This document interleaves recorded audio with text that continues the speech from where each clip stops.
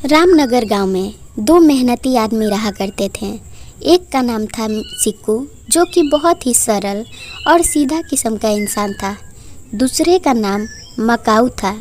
मकाऊ बहुत ही चालाक और दुर्व्यवहार किस्म का इंसान था।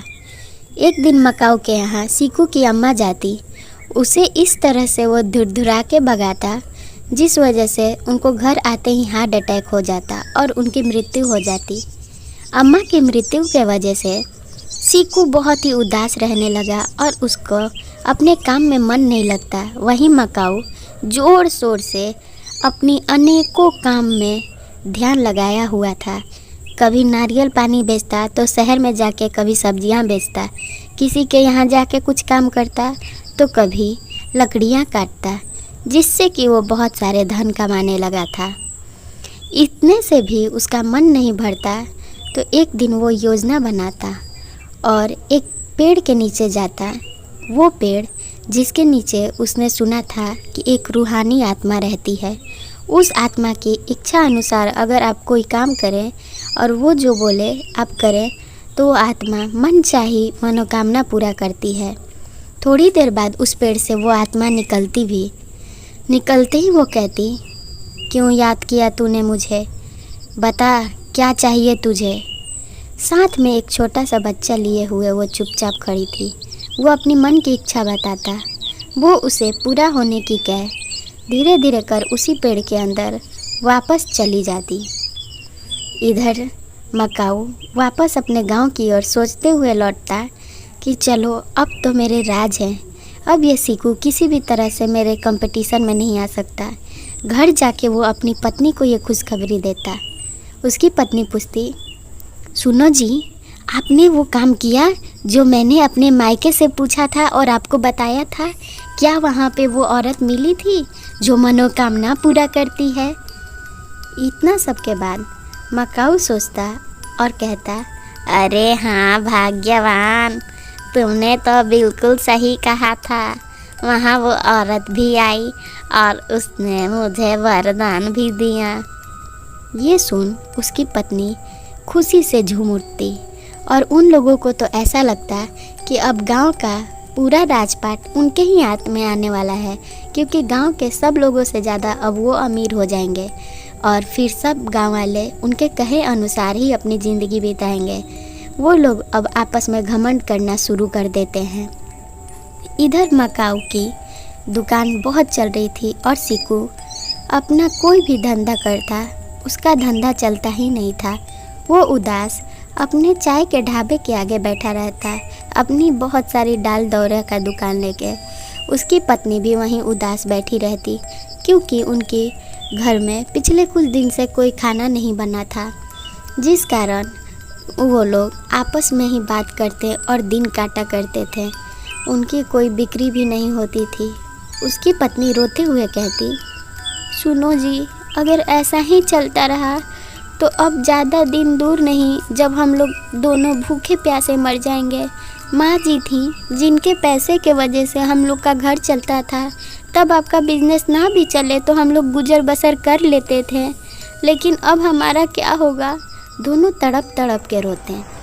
इधर रात में बारिश की कहर शुरू हो जाती और मकाऊ शहर से सब्जियां लेके उदास लौट रहा था, क्योंकि उस दिन उसकी सब्जियां उतनी नहीं बिकी।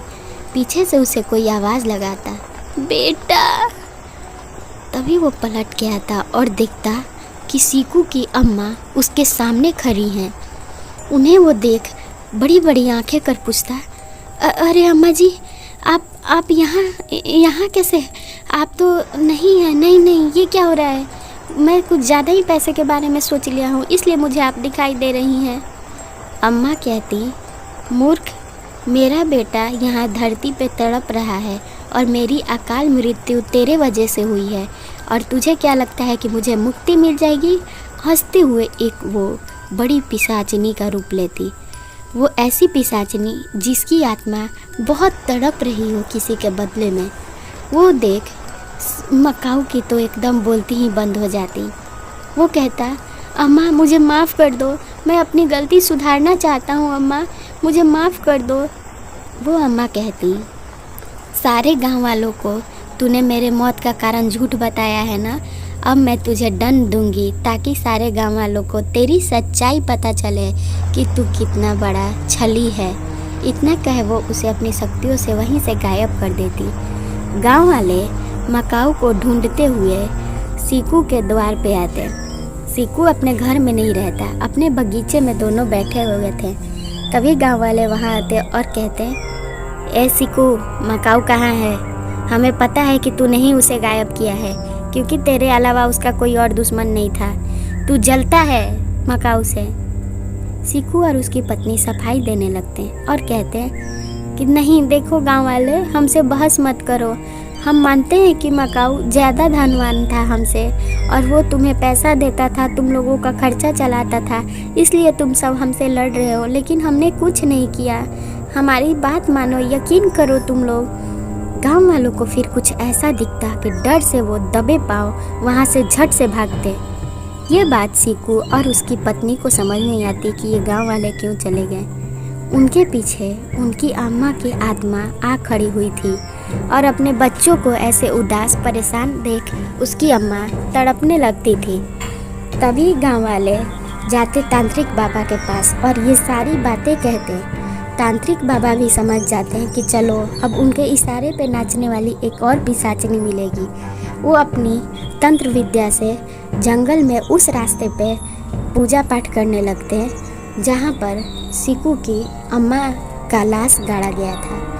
वहाँ पे वो कुछ तंत्र विद्या करते हैं तो थोड़ी देर बाद उसकी अम्मा वहाँ आ खड़ी होती और कहती, देख तांत्रिक, मुझे मेरा काम पूरा करने दे, लौट जा तू यहाँ से। मैं उन सबको मार डालूंगी जिन लोगों ने मुझे इतना कष्ट दिया और मेरे बच्चों को पिछले 4-5 दिन से खाना खाने नहीं दिया है। तांत्रिक के पूछे जाने पे वो बताती कि कैसे उनकी मृत्यु हुई थी। तांत्रिक बाबा बहुत प्रयास करके उनसे निकलवाना चाहते थे कि आखिर उनकी मृत्यु हुई कैसे थी। वो कहती, मैं वहाँ मकाऊ के यहाँ ये पूछने के लिए गई थी कि वो हर ओर से मेरे बेटे का काम क्यों रोक रहा है, उसके लिए जाल क्यों बिछा रहा है। तभी वो अच्छा बन गया और मुझे चाय पिलाया। चाय में उसने जहर मिला दिया था और फिर मुझसे ऐसी बातें की कि मुझे कुछ समझ नहीं आया। सीकू की अम्मा अभी अपनी अच्छाई से तांत्रिक को बातें ही बता रही थी, तब तक उसकी आत्मा को तांत्रिक ने कैद कर लिया, क्योंकि वो अपनी शक्तियों का इस्तेमाल उस समय नहीं कर रही थी। कैद कर वो उसी पेड़ में उनकी आत्मा को भेज दिया जिसमें वो अपने बहुत सारे तंत्र विद्या से भूत पिशाच रखे थे और हंसते हुए कहता है, अम्मा जी, मुझे आपकी दुख भरी कहानी नहीं सुननी है। चलो आप घबराओ मत, मैं आपको बच्चों को नहीं बताऊंगा कि आप यहाँ हो। वैसे भी आपने मकाऊ को तो गायब कर ही दिया, तो अब आपकी आत्मा हमारे काम की, आपने अपना बदला ले लिया। अब आपका बेटा सीकू अपने धंधे में आगे बढ़ जाएगा और गांव वाले भी आपसे डरे रहेंगे, उन्हें भी नहीं पता चलेगा कि आप मेरे कैद में हो। उसकी अम्मा छटपटाते रह जाती और वो उसी पेड़ में कैद रह जाती, किसी को भी कुछ खबर नहीं लगता। अब धीरे धीरे करके सीकू का धंधा फिर से पहले की तरह चलने लगता और सब खुशी खुशी रहने लगते हैं। ऐसी कहानी देखने के लिए चैनल सब्सक्राइब करें और वीडियो को एक लाइक ज़रूर कर दें।